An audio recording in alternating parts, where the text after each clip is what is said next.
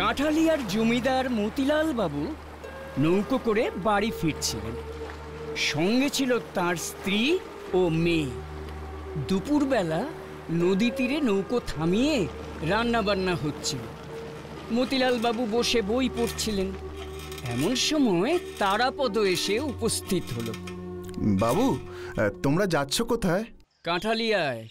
তুমি কে বাছা? তোমার নাম কি? আমার নাম তারাপদ চক্রবর্তী। আমায় একটু নন্দীগ্রামে নামিয়ে দিতে পারবেন?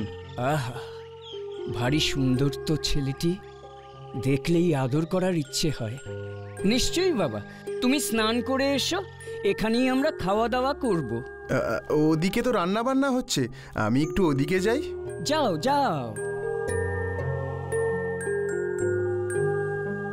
সরো সরো ঠাকুর, আমায় মাছ কাটতে দাও। কে হে? আমি আমি আমি তোমাদেরই একজন। তুমি মাছগুলো এনে দাও, আর দেখো আমি কেমন করে সব রেঁধে ফেলি। কিছুক্ষণের মধ্যেই তারাপদ সুন্দর করে রান্না সেরে ফেলল। শুধু মাছ নয়, আরো দু একটি তরকারিও রান্না করলো। তারপর নদীতে স্নান সেরে চুল আঁচড়ে পরিপাটি হলো। মতিলাল বাবু ওকে নিজের স্ত্রীর কাছে নিয়ে গেলেন। সেখানে ওর মেয়ে চারু শশীও ছিল। গিন্নি, এই দেখো, তোমার সঙ্গে একজনের আলাপ করাতে নিয়ে এলাম। ও মা, এ কি গো ছেলেটি? একে কোথা থেকে পেলে? আহা, এর মা কি করে যে একে ছেড়ে বেঁচে আছে? কেউ ভূত একটা। মা বাবার যে কি করে একে পছন্দ হলো।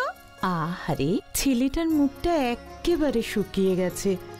ওগো, আমি আসন পেতে তোমাদের ভাত বেড়ে দিচ্ছি। চারু, তুইও যা, বাবার সঙ্গে বসে পড়। বুঝলে গিন্নি, তারাপদ খুব গুণের ছেলে জানো।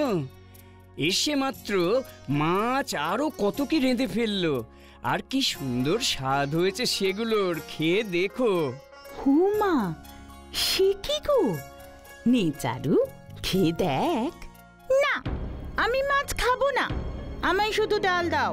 সে কি রে, এই মাছ তো তোর খুব প্রিয়, খাবি না কেন?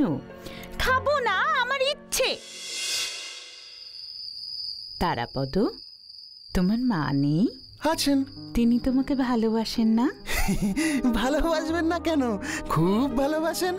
তবে তুমি তাকে ছেড়ে এলে যে?